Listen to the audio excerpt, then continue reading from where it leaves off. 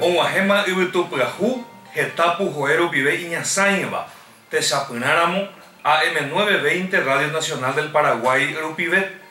Upeixa BI 90.7 Isapuy FM Rocío del Paraguay Rupivet,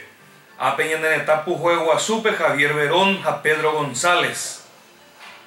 90.7 FM Aldo Jacaray José Tomás Cabriza, a Veilla Guaromandu Acanín de Yuve 90.7 FM Radio Corpus Christi, Ñanemoinuba Puebe Juan José Morel,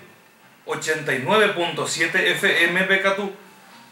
hoy me vagina Julio César Franco, Nilda Ibarra Jacaray Montiel Umiva, Luz Bella Comunicaciones Educativa y Comunitaria, Guayaviví Tabaguasupe,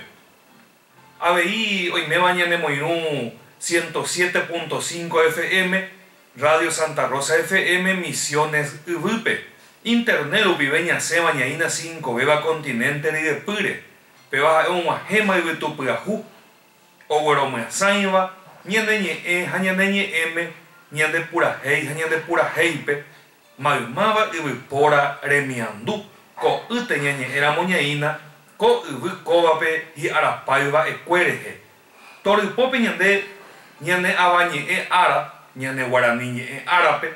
Yayoyuhu, Ñaño Ñanduja ya yo güero guatañaína, ya se sapa ya güero con emía veipe te intenta y ñambueva. Ibitupyahu y sejina tetapyahu, tetapyahu y sejina tetaiguarapyahu. Un nuevo país significa un nuevo ciudadano, un ciudadano capaz de vivir y convivir en una democracia real, en una democracia soñada. Umaiteu ibema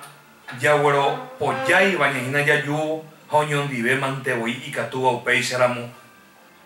ñambo potuyera